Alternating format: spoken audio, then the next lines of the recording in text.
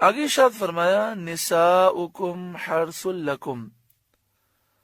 تمہاری عورتیں، تمہاری بیویاں تمہارے لیے کھیتیاں ہیں، فأتوا حرثکم انا شئتم، تو آؤ اپنی کھیتی میں جس طرح چاہو، وقدموا لانفسکم، اور اپنے بھلے کا کام پہلے کرو۔ بعض مفسرین فرماتے ہیں وقدموا لانفسکم سے مراد اعمال صالحہ ہیں، یعنی مراد یہ ہے کہ بچوں کی پرورش، گھریلو معاملات، کاروبار سب شریعت کے مطابق ہو اور اچھی اچھی نیتوں کے ساتھ ہو، سنت کے مطابق ہو، تاکہ یہ سارے معاملات اعمال صالحہ بن جائیں اور آگے کے لیے یعنی آخرت کے لیے ہمارے لیے ذخیرہ ہوں۔ اسی طرح دنیاوی معاملات میں مشغول ہو کر انسان دین سے غافل ہو جائے، یہ بہت بڑی نادانی ہے۔ وَقَدِّمُوا لِأَنفُسِكُمْ، اور اپنے بھلے کا کام پہلے کرو، آگے بھیجو۔ وَاتَّقُوا اللَّهَ، اور اللہ سے ڈرتے رہو۔ وَاعْلَمُوا أَنَّكُمْ مُلَاقُوهُ، اور جان رکھو کہ تمہیں اس سے ملنا ہے۔ وَبَشِّرِ الْمُؤْمِنِينَ، اور اے محبوب ایمان والوں کو آپ بشارت دے دیں کہ جو مومن ہوگا، اعمال صالحہ کرے گا، اللہ اس سے راضی ہوگا، تو قبر و آخرت میں اس کے لیے راحتیں ہی راحتیں ہیں۔ اگلی آیت کریمہ کا جو شان نزول ہے وہ یہ ہے کہ بعض لوگ اللہ تعالیٰ کی قسم کھا لیتے اور کہتے کہ میں فلاں پر احسان نہیں کروں گا، میں فلاں نیک کام نہیں کروں گا، میں لوگوں میں صلح نہیں کراؤں گا۔ پھر جب ان سے کہا جاتا کہ فلاں کی آپ مدد کریں، دو آدمی لڑ رہے ہیں، آپ اس میں صلح کی کوشش کریں،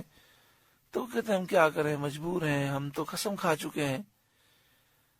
تو اس آیت کریمہ میں اس عمل سے منع کیا گیا کہ ایسا نہ کرو، اور اگر قسم کھا چکے ہو تو اپنی قسم توڑ دو، احسان کرو، پرہیزگاری اختیار کرو، نیک کام کرو اور لوگوں میں صلح کراؤ، اور پھر اس قسم کا کفارہ دے دو، اور آئندہ ایسے معاملات سے اپنے آپ کو دور رکھو۔ وَلَا تَجْعَلُوا اللَّهَ عُرْضَةً لِأَيْمَانِكُمْ، اور اللہ کو اپنی قسموں کا نشانہ نہ بنا لو۔ ان تبروا وتتقوا وتصلحوا بین الناس، کہ احسان اور پرہیزگاری اور لوگوں میں صلح کرنے کی قسم کر لو۔ یعنی یہاں مراد یہ ہے کہ یہ قسم کھا لو کہ میں احسان نہیں کروں گا، پرہیزگاری اختیار نہیں کروں گا، فلاں نیک کام نہیں کروں گا، لوگوں میں صلح نہیں کراؤں گا، اس طرح کی قسمیں نہ کھاؤ۔ واللہ سمیع علیم، اور اللہ سننے والا، جاننے والا ہے۔ مسلم شریف کی حدیث میں ہے رسول اکرم صلی اللہ علیہ وآلہ وسلم نے فرمایا جس شخص نے کسی امر پر قسم کھا لی، پھر معلوم ہوا کہ خیر اور بہتری اس کے خلاف میں ہے، تو چاہیے کہ اس امر خیر کو کرے اور قسم کا کفارہ دے۔ مثلا اس نے قسم کھائی کہ میں اپنے فلاں رشتہ دار کی مدد کبھی نہیں کروں گا، پھر وہ ضرورت مند ہو گیا، اسے مدد کی ضرورت ہے، اور وہ یہ سمجھتا ہے کہ مدد کرنا یہ تو رشتہ داروں کے حقوق بھی ہیں، ہم پر لازم بھی ہے، اور اس میں بھلائی ہے، اور واقعی ایسا ہے، تو اسے چاہیے کہ وہ مدد کرے اور قسم کا پھر کفارہ دے دے۔ دوسری بات یہ کہ مفسرین نے یہ بھی فرمایا کہ یہاں یہ جو فرمایا گیا کہ اللہ کے نام کو نشانہ نہ بناؤ، تو بکثرت قسم کھانے سے منع فرمایا گیا۔ لا یؤاخذکم اللہ باللغو فی ایمانکم، اللہ تمہیں نہیں پکڑتا ان قسموں میں جو بے ارادہ زبان سے نکل جائیں، وَلَٰكِن يُؤَاخِذُكُم بِمَا كَسَبَتْ قُلُوبُكُمْ، ہاں اس پر گرفت فرماتا ہے جو کام تمہارے دل نے کیے۔ واللہ غفور حلیم، اور اللہ بخشنے والا، حلم والا ہے۔ اس آیت کریمہ میں جو بیان کیا گیا اس کا خلاصہ یہ ہے کہ اگر کسی شخص نے قسم کھائی اور اس قسم کا تعلق ماضی سے ہے اور حال سے ہے۔ مثلا اس نے کہا کہ کل میری فلاں سے ملاقات نہیں ہوئی تھی اللہ کی قسم، یا کہا کہ اللہ کی قسم یہ چیز میں نے اتنے میں خریدی ہے، یا اس نے کہا کہ اللہ کی قسم میری فلاں سے دوستی نہیں ہے، اور اس معاملے میں وہ جھوٹ بول رہا ہے، تو کفارہ تو نہیں ہوگا، مگر جان بوجھ کر جھوٹی قسم کھانے کا گناہ بڑا شدید ہے۔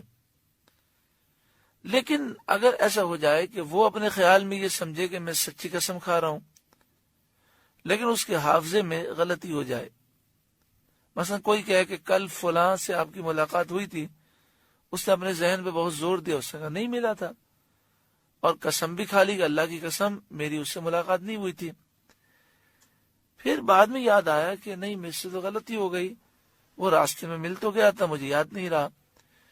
تو اس آیت کریمہ میں یہ بیان ہوا کہ اس طرح کی قسم پر گرفت نہیں ہوگی۔ تو جو قسموں کا تعلق ماضی سے ہے یا حال سے ہے، اور اس میں غلط بیانی سے کام لے لیا گیا، جان بوجھ کر لیا گیا، تو گناہگار ہوگا،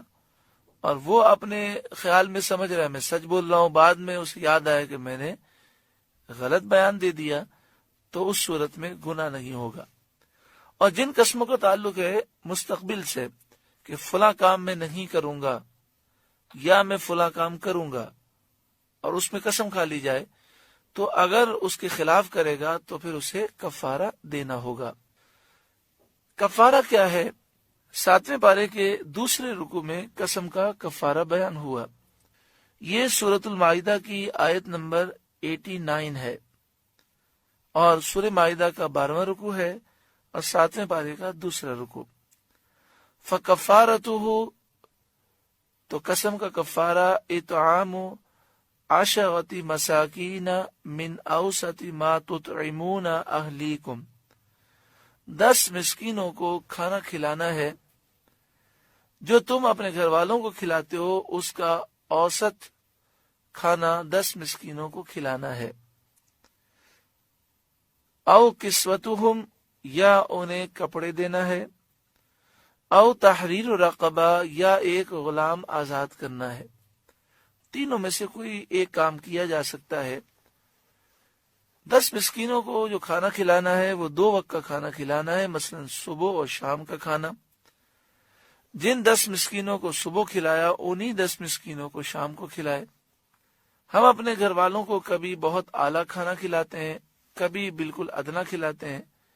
اور کبھی مناسب کھانا ہوتا ہے۔ تو یہاں فرمایا من اوسط ما تطعمون اہلیکم، جو تم اپنے گھر والوں کو اوسط، درمیانہ، مناسب کھانا کھلاتے ہو، ایسا کھانا 10 مسکینوں کو، غریبوں کو کھلاؤ، اور اس سے مراد ہے صبح و شام کھلاؤ، دن میں 2 وقت کا کھانا کھلاؤ۔ اسی طرح اس کے بدلے میں صدقہ فطر کی رقم بھی دی جا سکتی ہے، یعنی 10 مسکینوں کو صبح و شام کا کھانا کھلانے کے بجائے 2.25 سیر گیہوں یا 3.5 سیر جو، جس طرح صدقہ فطر دیا جاتا ہے اس طرح دے دے، یا اس کی رقم دے دے۔ مثلا 2016 میں پاکستان میں صدقہ فطر کی جو رقم بنتی ہے تقریباً 100 روپے بنتی ہے، تو ایک مسکین کو 100 روپے دے تو 10 مسکینوں میں 1000 روپے اس طرح تقسیم کر دے۔ او کسوتہم، یا انہیں کپڑے دے۔ تو یہاں مراد اوسط درجے کے کپڑے مراد ہیں جن سے اکثر بدن ڈھک سکے، یعنی مثلا شلوار اور قمیص کا کپڑا دے دے، اور یہ 10 مسکینوں کو دینا ہے۔ او تحریر رقبہ، یا قسم کا کفارہ یہ ہے کہ ایک غلام کو آزاد کر دے، اور کوئی اتنا غریب ہے کہ تینوں میں سے کوئی کام کرنے کی طاقت نہیں، تو اس کے لیے پھر اجازت ہے فَمَن لَّمْ يَجِدْ فَصِيَامُ 3 ایام،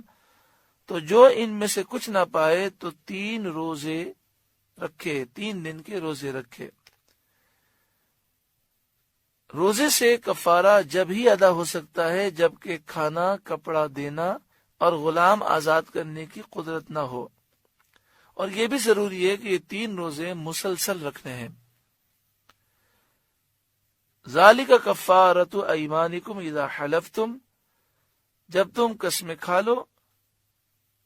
تو یہ ان قسموں کا کفارہ ہے، یعنی جب قسمیں کھا کر توڑ دو تو پھر ان کا یہ کفارہ ہے۔ واحفظوا ایمانکم، اور اپنی قسموں کی حفاظت کرو۔ کذالک یبین اللہ لکم آیاتہ لعلکم تشکرون، اسی طرح اللہ تم سے اپنی آیتیں بیان فرماتا ہے کہ تم شکر کرو۔ یہاں قسم کے کفارے میں جو غلطی ہوتی ہے وہ یہ ہوتی ہے کہ عام طور پر لوگ یہی سمجھتے ہیں کہ قسم کا کفارہ ہے 3 روزے رکھنا، لیکن ابھی آپ نے سماعت کیا کہ 3 روزے تو وہ رکھ سکتا ہے کہ جسے کھانا کھلانے کی، لباس دینے کی یا غلام آزاد کرنے کی طاقت نہ ہو، اور جسے ان تینوں میں سے کوئی کام کرنے کی طاقت ہے، مثلا 1000 روپے وہ 10 مسکینوں میں، غریبوں میں تقسیم کر سکتا ہے، 100 روپے صدقہ فطر کی رقم دے سکتا ہے، تو پھر اسے روزہ رکھنے کی اجازت نہیں۔ ہاں اتنی بھی طاقت نہیں ہے تو قسم کے کفارے میں 3 روزے اسے مسلسل رکھنے ہیں۔ بڑی عمر کے افراد جو بزرگ ہیں ان کو ہم نے دیکھا کہ ان کے سامنے قسم کھا لی جائے تو وہ ناراض ہو جاتے ہیں، اور ان کا یہ عمل بالکل صحیح ہے۔ بچوں کو قسم کھانے سے روکنا چاہیے، کیونکہ انسان اگر سچی قسم بھی کثرت سے کھاتا ہے تو یہ مناسب نہیں ہے، کیونکہ اس طرح اللہ کے نام کی ہیبت سے لوگوں کے دل محروم ہو جاتے ہیں، اور دوسرا یہ کہ کثرت سے قسم کھانے کی وجہ سے پھر وہ جھوٹی قسم میں مبتلا ہو جاتا ہے۔ اسی طرح کاروباری طور پر بھی جب آپ بزنس کر رہے ہیں اور کوئی آپ سے کہے کہ قسم کھا کے آپ یہ بات کریں، بہتر یہ ہے کہ قسم سے اجتناب کرے اور وہ کہے کہ آپ کو میں نے کہہ دیا، اگر آپ کو میری بات پہ یقین آتا ہے تو آپ یہ چیز خرید لیں، باقی میں قسم سے اپنے آپ کو بچاتا ہوں کہ بزرگوں نے ہمیں سچی قسم کی کثرت سے بھی منع فرمایا ہے کہ بار بار قسمیں نہ کھاؤ، اور خاص طور پر کاروبار کے لیے، مال بکوانے کے لیے قسم کھانا یہ مناسب بات نہیں ہے، اور جھوٹی قسم کھانا توبہ توبہ یہ تو بہت بڑا گناہ ہے۔ اللہ تبارک و تعالی ہر ایک کو دین کی صحیح سمجھ عطا فرمائے۔